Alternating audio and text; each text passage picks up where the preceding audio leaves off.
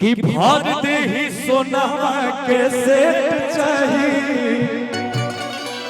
भैया हम चाहते नहीं कि तनी तनी ऐसे हो जाए कि सब लोग तनी आनंद ले पावे।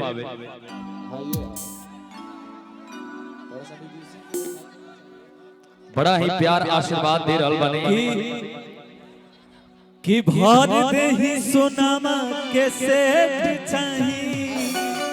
अब पटना में दू को चाहिए। लइकवा कहला कि अरे करे जा तू जितना खर्चा कहबू हम उतना खर्चा कराई। तू जितना खर्चा कहबू हम उतना खर्चा करब, ओकरा खातिर हम भागल ना है। लेकिन जल्दी अगर हमरा के छोड़ के गइलू तब बुझ लिहा हम संतोष कि बोल बुझे ज्यादा तू चिराई उड़न बाज हो। लइकवा कहता कि बोल बुझे ज्यादा तू चिराई उड़न बाज हो। का कि बुझली हमारा हाय रंगा बाज हो। बुझली हमारा, अरे बुझली हमारा हाय रंगा बाज हो। भर दे ही सोनावा के सेठ चाहिए। पटना में दू को प्लेट चाहिए।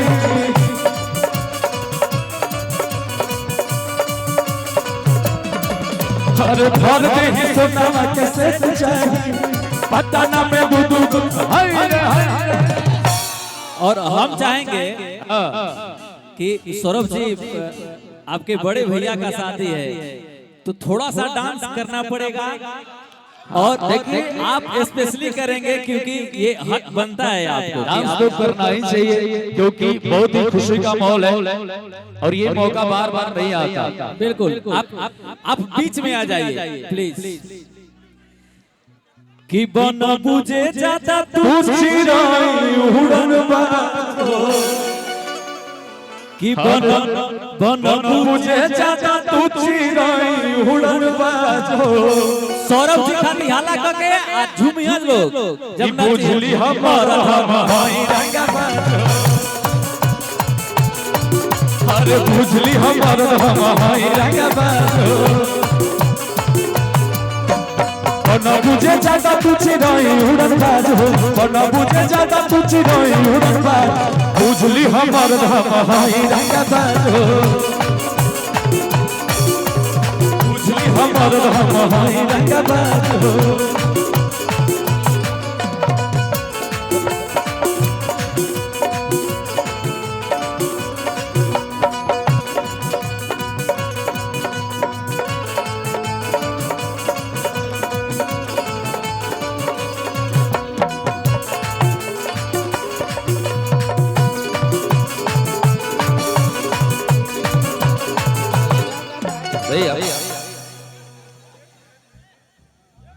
एगो और गाना राजा भैया सब गाना बात तनी तनी गावल जाए काहे कि बहुत सारा कलाकार बाड़े।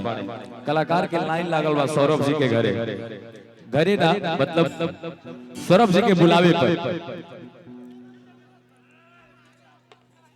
हम एगो और गीत के बड़ा प्यार दिल रहला भैया आप इन्हें आ जाएंगे ये सब समझ जाएंगे कि हम के दुल्हन बना लो ना तो दोसर लेके जाए।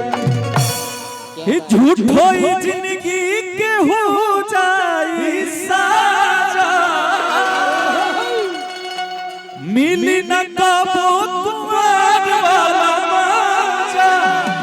अब ऐसन मराद नहीं मिल पाई। हर ऐसन मराद नहीं मिल पाई। लगिया कहती है भैया कि हम के दुल्हन बना लो ना तो दोसर लेके जाए। ये जमानिया के मजा कोनो दोसर उठाए। हम के दुल्हन बना लो ना तो दोसर लेके जाए। भैया अच्छा भैया लोग खिसिए मत काहे कि हम तनी सब गीत गाए। एगो और गीत गा देता नहीं कि नहीं तेरा हो कि नहीं 22 होगी।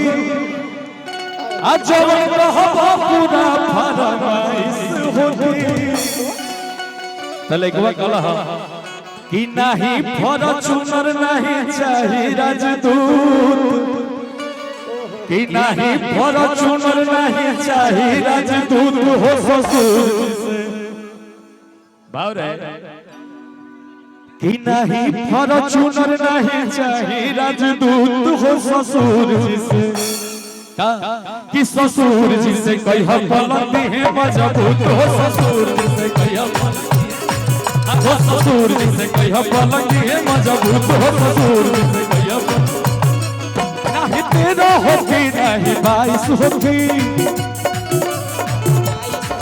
जब कहबो पूरा फरमाइश होगी फॉर्च्यूनर नहीं चाहिए राजदूत नहीं फॉर्च्यूनर नहीं चाहिए राजदूत हो ससुर से तो ससुर जी से कह पलती है मजबूत हो ससुर जी से कह पलती है मजबूत हो ससुर जी से कह पलती है मजबूत हो ससुर जी से कह पलती है मजबूत हो ससुर जी से कह पलती है मजबूत भैया भैया और लास्ट और अंतिम ये जितने भी भाई लोग हैं जितने भी हमारे सौरभ बड़ा ट्रेंड करा था सौरभ भाई हैं ये भाई नहीं है ये दिल के टुकड़े हैं तो